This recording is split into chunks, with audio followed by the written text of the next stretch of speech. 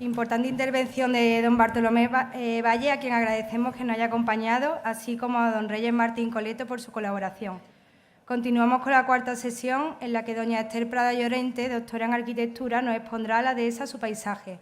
Gracias a su amplio conocimiento e investigación del paisaje, a través de la expresión gráfica mostrará el sinfín de matices, tonalidades y luces que hacen singular e inigualable el medio natural del Valle de los Pedroches.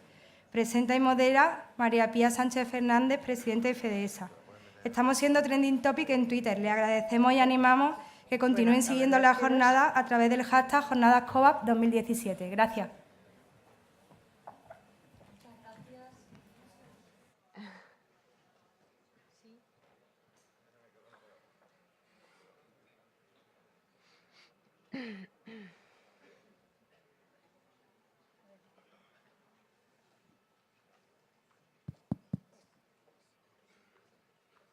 Sí, muchas gracias. Como vamos ya muy ajustados de tiempo, yo voy a hablar muy poco. Simplemente señalar que el año pasado 2 revistas internacionales, de New York Post y National Geographic, calificaron al Alentejo portugués, una región muy parecida a la nuestra, entre los 7 mejores lugares del mundo para hacer turismo. El día 14 de octubre del 2016, en Évora, hubo una conferencia internacional titulada Certificación de Destino Turístico Alentejo-Ribatello, que surge integrado en el proyecto Certificación Biosfera. El proyecto Certificación Biosfera certifica la calidad de toda la cadena de valor turístico del territorio y pone en valor la importancia del turismo certificado. Para hablar de la importancia de esa cadena de valor, de la integración del paisaje en nuestras dehesas, como si queremos optar y queremos aspirar a que las dehesas sean como otra opción más de rentabilidad, destino turístico de primer orden, está aquí Esther Prada Llorente. Hago un breve resumen de su extenso currículum. Es doctora en Arquitectura por la Escuela Técnica Superior de Arquitectura de Madrid, profesora de Jardinería y Paisaje del Centro Superior de Diseño ESNE, Universidad Camilo José Cela. Es profesora del Máster de Proyectos Avanzados en Arquitectura y Ciudad de la Escuela de Arquitectura de la Universidad de Alcalá, dentro del módulo del Departamento de Ecología de Antonio Comesal. Investigadora externa del Grupo de Investigación GESIP de la Universidad Politécnica de Madrid. Investigadora doctora del Grupo de Investigación de la Universidad de Valladolid sobre los paisajes patrimoniales de España. Investigadora colaboradora del Instituto del Paisaje de la Fundación Duque de Soria, dirigido por el profesor Eduardo Rodríguez Martínez Pisón, y sus trabajos están colgados en la página web del Ministerio de Agricultura, en el que se hace una referencia expresa. Además, es premio Hispano Nostra 2012 por el contenido de la señalética del patrimonio cultural, y su libro, su maravilloso libro Dibujando el paisaje que se va, cuyo título es una antesala del precioso contenido que desarrolla en él, está, entre otras universidades, en la Escuela de Diseño de la Universidad de Harvard y en el Departamento de Antropología de la Universidad de Michigan. Nada más, y le doy la palabra a Esther. Bueno, me voy para allá, ¿no? Ah, vale. Esto. Bueno.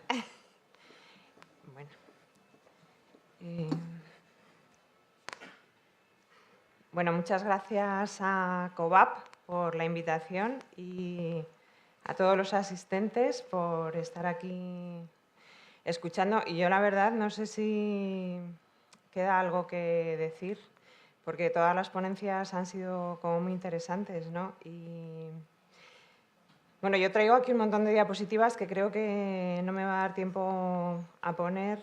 Y la primera que traigo, curiosamente, es una que viene, bueno, esta que veis aquí, que es un plano de Tomás López del partido de los Pedroches del siglo XVIII, junto a mi zona de estudio e investigación desde hace muchos años, que es mi zona de origen, que es el partido de Sayago, en la provincia de Zamora. en la raya con Portugal, y a lo largo de toda esta mañana se me ocurría que qué curioso que con lo bien que parece ser que estáis haciendo aquí las cosas, por lo que yo veo, parece que en Sayago y en el occidente de Zamora, en la provincia, bueno, en la frontera con Portugal, parece que ha cristalizado un paisaje que pudo ser lo que a lo mejor en origen fue un poco lo que pudo suceder aquí antes de lo que tenéis ahora mismo en vuestras dehesas, ¿no? Que es ese paisaje medieval que gestionaba los comunales, las dehesas y los campos cercados, o lo que allí se llaman cortinales. Y es esa gestión ganadera y agrícola de aprovechamiento de todo ese sistema agro-silvopastoral, de aprovechamiento de los recursos. Y bueno, como os decía, curiosamente, en la revista Ambienta del Ministerio de Agricultura, en el año 2013, José Manuel Mangas, que era el director hasta este año pasado que se jubiló, era el director del Archivo Histórico de Vías Pecuarias del Ministerio, con el que yo he trabajado un tiempo, sobre todo durante la redacción de mi tesis doctoral, pues curiosamente situaba en su artículo estos dos mapas juntos y pegados, y entonces lo subtitulaba La desaparición de la propiedad comunal en España, ¿no? Que el profesor anteriormente hablaba, ¿no?, sobre la desaparición de la propiedad comunal y bueno, la propiedad señorial de las dehesas y tal, ¿no? Y entonces aparecía el partido de los Pedroches y la propiedad de las dehesas de este espacio, ¿no? Y entonces el mantenimiento de la propiedad comunal en Sayago y estas coronas concéntricas que veis aquí, bueno, entonces me pareció curiosa esta casualidad de tener que venir a hablar aquí, ¿no? Y entonces estos dos mapas, y bueno, y lo puse como inicio de mi ponencia. Y entonces, bueno, yo titulo esto, Naturaleza humanizada, el paisaje tradicional de la dehesa como recurso territorial. Y es que efectivamente el paisaje tradicional de la dehesa, pues es que es un recurso. Y efectivamente la dehesa, pues es naturaleza humanizada. Y bueno, yo quería exponer un poco, pues, como en tres grandes apartados, qué es esto del paisaje, ver un poco los diferentes significados que tiene la palabra paisaje, cuál es mi medio de expresión, que es el dibujo por formación. Yo soy arquitecta y, bueno, lo de pintora me parece que es un poco, que se me escapa un poco, es como muy amplio, ¿no? Yo realmente me expreso a través del dibujo, pintora es como excesivo. Vamos, abarca muchas cosas, ¿no? Pero yo realmente lo que hago es dibujar y el ámbito de análisis, por otro lado, es fundamentalmente la frontera con Portugal, pero tiene, creo que con este espacio geográfico, lo que estoy viendo es que es similar, es muy parecido y realmente el paisaje es algo holístico, es global, es un proceso, no es una cosa, no es algo que está fuera de nosotros. Nosotros estamos dentro del paisaje, nosotros lo modificamos y lo cambiamos constantemente. Nosotros mismos somos paisaje, ¿no? A lo mejor la palabra está ya excesivamente manida. Le pasa un poco como al término sostenibilidad, que no sabemos muy bien a veces qué significa, pero bueno, vamos a tratar de explicar un poco el concepto, ¿no? Y voy a ir poniendo dibujos y a través de los dibujos vamos a intentar entender un poco también que, pues bueno, a través de esas imágenes, qué es esto de este territorio y bueno, los diferentes significados, ¿no? Ese dibujo que tenéis ahí, que es una especie de cabeza rara, tiene como fondo unas dehesas de Zamora en una comarca que es Tierra del Vino. a Tierra del Vino van para aprovechar los pastos, las hierbas y las rastrojeras los ganaderos de Sayago, los ganaderos que quedan todavía trashumantes. Yo estudié arquitectura, pero realmente mi familia son ganaderos, mis abuelos eran ganaderos y entonces entiendo un poco la problemática que tienen ahora mismo y la que tenían antes.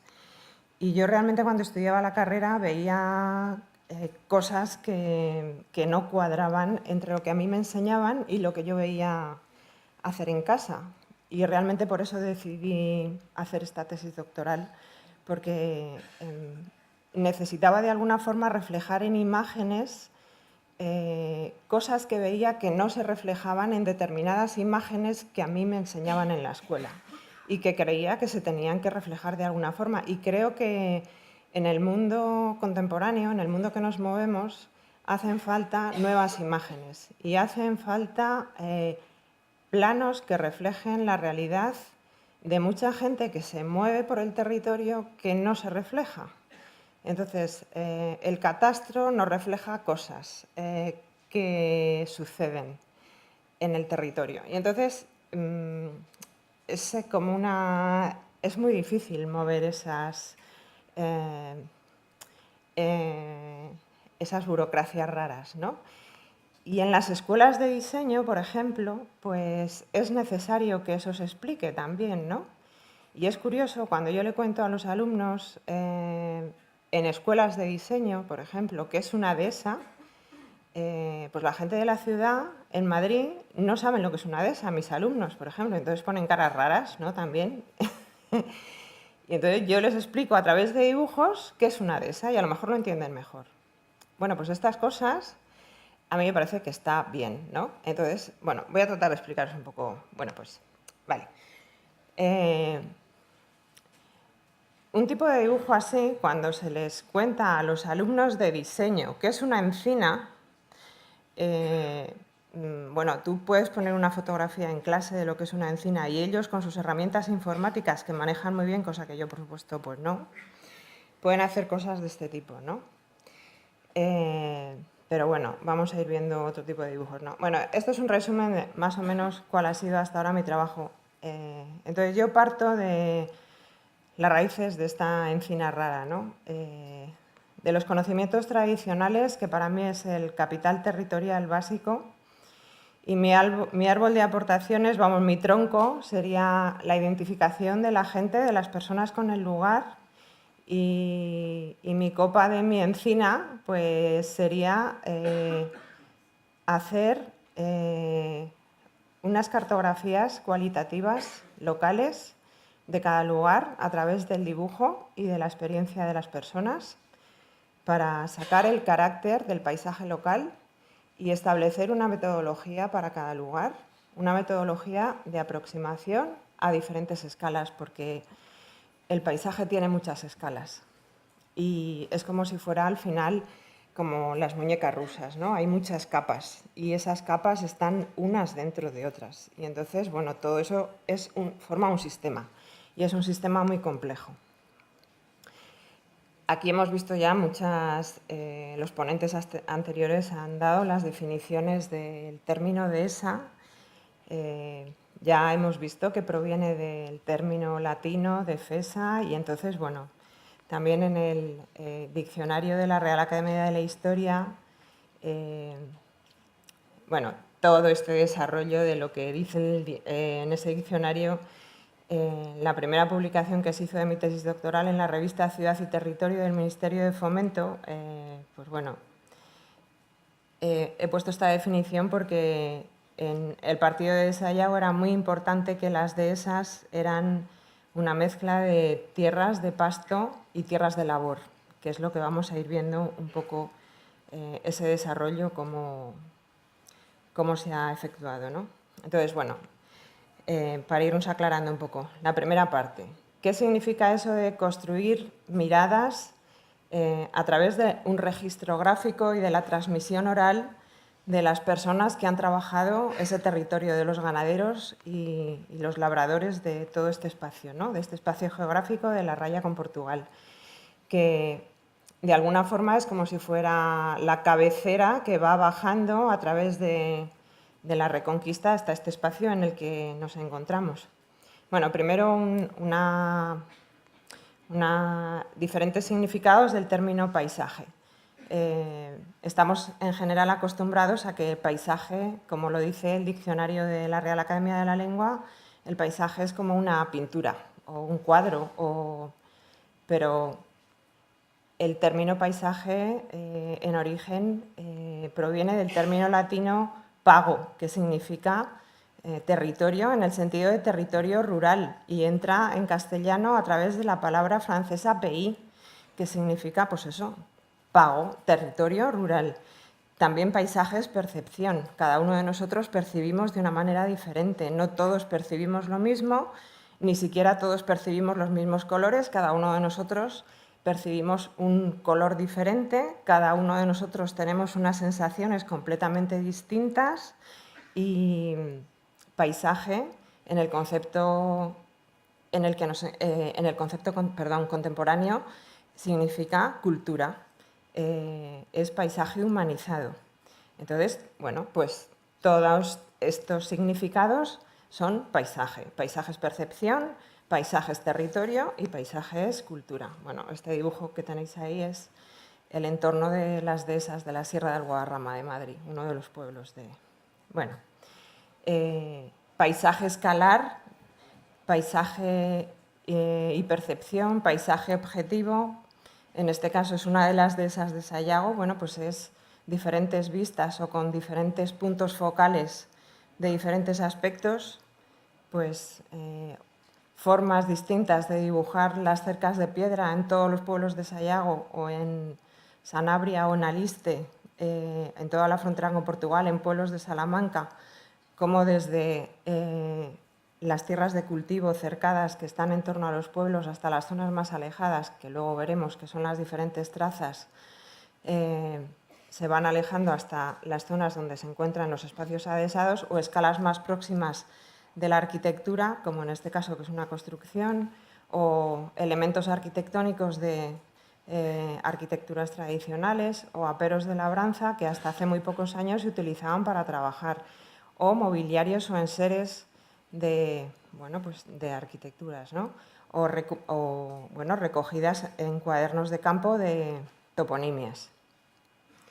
O trabajos con los pastores o ganaderos de todo este espacio, en recorridos con ellos para recoger en vías pecuarias todos sus trabajos en los aprovechamientos de las rastrojeras en Tierra del Vino. Esto, por ejemplo, es para el proyecto de investigación que he estado con la gente de la Universidad de Valladolid para los paisajes patrimoniales de España, que he hecho sobre la transhumancia. Bueno, pues las tareas que he estado trabajando con ellos, ¿no? Bueno, pues son formas gráficas diferentes para luego trasladarlo a, bueno, pues a diferentes formas o mapas. ¿Cuál ha sido o cuál es el ámbito de análisis y cuáles son diferentes descriptores de este paisaje? Bueno, mi ámbito de trabajo e investigación desde hace unos cuantos años que hice la tesis doctoral es este espacio. La base y fundamento es el partido de Sayago, que está en el borde del río Duero que tenéis ahí, y el distrito de Braganza en el Trás-os-Montes portugués. Todo ese espacio se ha ido ampliando a zonas de León o a otras comarcas próximas en Salamanca o en el límite de Galicia últimamente, ¿no? A Peña Trevinca, que es el borde de Sanabria y Orense. Los elementos descriptores del paisaje pueden ser una serie de elementos objetivos y, en principio, hay una serie de elementos estructurales que serían elementos geomorfológicos, como es el caso de los arribes del Duero o las penillanuras, que se las conoce como las penillanuras zamorano-salmantinas. Hay una serie de elementos de textura que pueden ser pues, los usos del suelo, que son los usos ganaderos, por ejemplo. En el caso de los arribes o las penillanuras, pues pueden ser los bancales, los viñedos o esos usos ganaderos. Hay una serie de elementos culturales, que son las cercas de piedra, que son las que todavía se conservan, muchas de ellas, menos en los pueblos en los que se han realizado concentraciones parcelarias, que serían los pueblos más orientales de las comarcas, o elementos ecológicos, como son los pastoreos por los caminos o las vías pecuarias que todavía se conservan, que son la práctica totalidad de los pueblos de este espacio. O unos elementos simbólicos muy importantes como la toponimia. En el caso de las dehesas de Sayago, hay prácticamente una dehesa por cada término municipal. Si hay 59 municipios, creo que son en total, en tierra de Sayago, pues hay una dehesa por cada municipio. La mayor cantidad de dehesas, si son casi 59, pues estos topónimos, como algunas de las que os he puesto ahí, por ejemplo, Llamas, Torremut, Sexmil, Amor, Soguino, Estacas, Macada y Macadina, Villoria, Pelazas, Asmesnal, Salcedillo, Corporales, Alcamín, Santarén, La Albañeza, Las Furnias, Bárate, Las Chanas, El Cuartico, Congosta, Paredes, Puerca, San Mamés, Requejo, Santa Marina, Villardiego, Sobradillo, etc. Muchos de estos topónimos remiten a nombres prerromanos.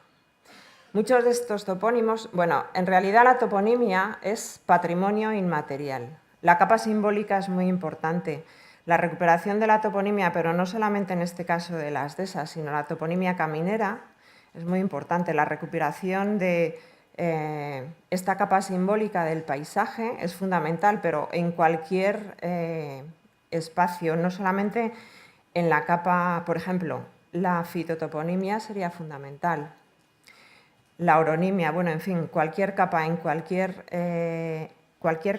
toponímica, en cualquiera de las subcapas, a su vez, que conformarían este espacio, sería fundamental recuperarla a la hora de tener un diseño de una...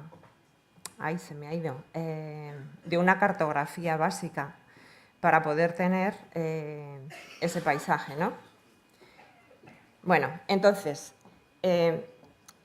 vistas estos niveles anteriores, a la hora de elaborar un método o una guía para poder hacer una descripción gráfica del paisaje, es entonces cuando empezaría realmente el proceso que desvelaría cuáles serían esos diferentes niveles gráficos y esas variables que describirían realmente ese paisaje. Y entonces aquí es donde estaría la importancia de desvelar pues bueno, todo ese sistema. Vale. Bueno, pues vamos a ir pasando un poco estas diapositivas. Bueno, este sería esta comarca, que es lo que os decía. Entonces, estos elementos descriptores, que es lo que hemos visto hasta ahora, son ese espacio supuestamente objetivo, que es lo que estamos definiendo. Bueno, pues esto realmente sería ese diseño gráfico, que es lo que yo básicamente he desarrollado, que es lo que se está trasladando ahora a otras zonas de España. Entonces, ese esquema gráfico es lo que se establece para cada uno de los términos municipales de esta comarca, que es lo que cristaliza un paisaje, que es lo que a lo mejor sucedió en esta zona antes de ese mapa de Tomás López que veíamos del siglo XVIII, en la primera diapositiva. Eso es lo interesante de este espacio, que aunque ahora esté la cosa un poco más despoblada de gente, que es lo que le da valor a un lugar, perviven esos restos de ese paisaje medieval, que es lo que ha cristalizado esos comunales, esos cortinales y esas dehesas. Entonces, esto se desarrolló de esa forma. Sucedió un núcleo de población en el centro de un término municipal, que es lo que todavía subsiste para cada uno de los términos municipales de esa comarca, que se fueron expandiendo según esas trazas concéntricas. Entonces sucedió así: comunales, cortinales y dehesa, con la rotación en hojas en sistemas de año y vez,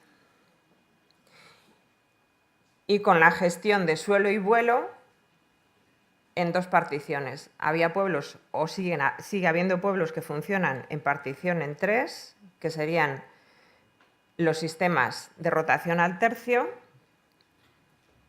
y en las dehesas igual. Las dehesas tenían sistemas de rotación en tres hojas, y entonces estas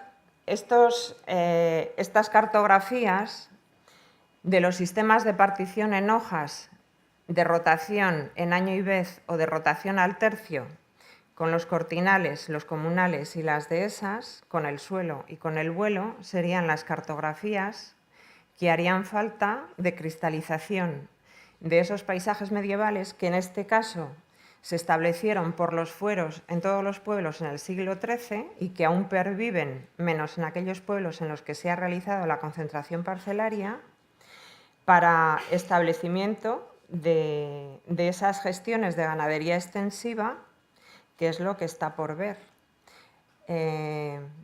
A lo mejor ahora, con la formulación de la reserva de la meseta de la biosfera ibérica, que se estableció en julio pasado para, creo que son 78 municipios, me parece que son, de este lado de la raya y el otro lado de la frontera, a lo mejor se consigue, no lo sé, ya veremos. Pero este es el mapa que no existe y estamos en ello, a ver si se consigue. Pero realmente este es el mapa de utilización real, que no existe en la Junta de Castilla y León, porque solamente está el mapa catastral, pero realmente este es el mapa de funcionamiento de los ganaderos en extensivo.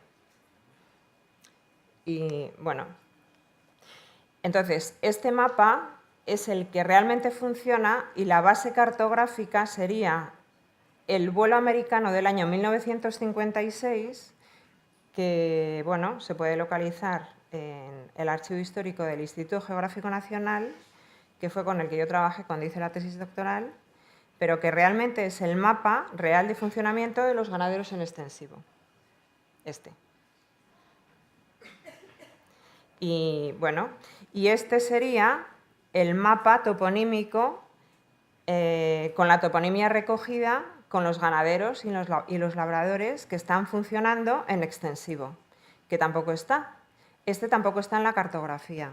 Y este está hecho a base de recoger los topónimos con los ganaderos que están funcionando en extensivo. Exactamente igual que las cañadas y las vías pecuarias que están utilizando los pastores que pastorean en extensivo cuando van con sus cabañas de ovejas o de ovino, cuando van a Tierra del Vino a los agostaderos. Porque es que la gente aquí utilizaba las dehesas para pasto en invierno y los agostaderos en verano para ir a Tierra del Vino o a Toro o a Sanabria. A veces llegaban a Segovia y a Valladolid. Y entonces estos topónimos están recogidos con ellos. Y esta es la cartografía que no existe en el catastro. Y estas imágenes haría falta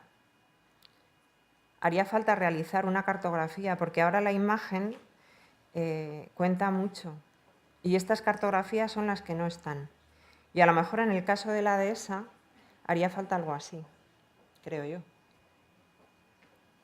Vale, bueno, pues estos son dibujos pues dibujos de cercas de piedra que se están cayendo. Esta es la construcción tradicional de la cerca de piedra, con los hincones centrales. Los hincones, en este caso, remiten a formas de construcción prerromana. Los hincones significan piedra hincada. Las encinas y los robles, los alcornoques igual, crecen al abrigo de las cercas de piedra. Vale. Bueno, pues lo dejamos aquí. Muchísimas gracias.